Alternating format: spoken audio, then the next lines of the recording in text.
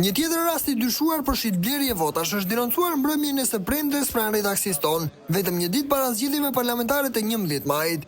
Ngjarja ka ndodhur pranë zyrave elektorale të Partisë Socialiste në Maqellar.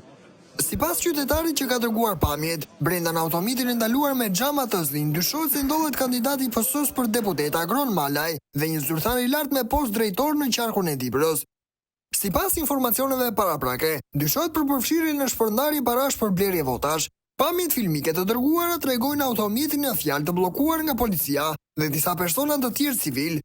Sipas denoncuesit, mes tyre ndodhen edhe 4 kandidat për deputet të Partisë Demokratike, të cilët ndodhen aty për të monitoruar situatën, se si do trajtohet rasti. Megjithatë, në momentin e filmimit, prokuroria ende nuk ishte mbritur në vendngjarje për të kryer verifikimet përkatëse. Sipas dëshmitarit, pranë shtabit të Partisë Socialiste ndodhen të gjithë drejtorët rajonal të institucioneve si ujësielësi dhe spitali, të cilët janë aktualisht izoluar nga policia. Situata ka vijuar kështu deri pas mesnate, por pritet një reagim i autoriteteve për sqaruar nëse kemi të bëjmë me një rast të vërtet të shitblerjes së votës apo jo. Redaksia jonë do të ndih nga afër zhvillimet dhe do t'ju informoj për çdo detaj të ri.